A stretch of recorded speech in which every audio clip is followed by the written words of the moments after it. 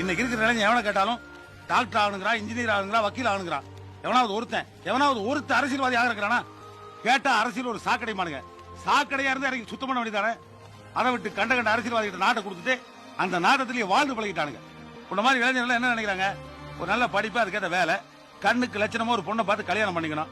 அப்புறம் 45 வயசு வரைக்கும் குருவி சேர்த்துற மாதிரி சேர்த்து அவுட் ஆஃப் சிட்டில ஒரு அரை இடத்த வாங்கி 800 ஸ்கொயர் ஃபீட்ல ஒரு வீட்டை கட்டி மஞ்சள் பெயிண்ட் அடிச்சுக்கணும்.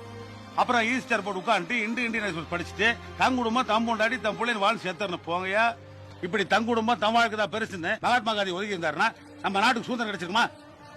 தாமஸ் ஆல்வா எடிசன் நினைச்சிருந்தாருன்னா கரண்ட் கிடைச்சிருக்குமா? இப்படி கிரகாம்பல் நினைச்சிருந்தாருன்னா இப்ப எவனும் டெலிபோன்லயும் செல்லார்லயும் பேசிட்டு இருக்க முடியாது. பட்டுப்பூச்சி கூட தான் செத்து போறதுக்கு முன்னாடி தான் எச்சினால 100 வருஷம் பேர் சொல்ற மாதிரி பட்டு நூலை கொடுத்துதான் சாகுது. நாமெல்லாம் மனுஷங்கப்பா. இவன் யாருப்பா? இவனுக்கு உனக்கு என்ன சம்பந்தம்? இவன் எதுக்கு உன்னை பாக்குறதுக்காக காலையில் 5 மணி இருந்து உட்கார்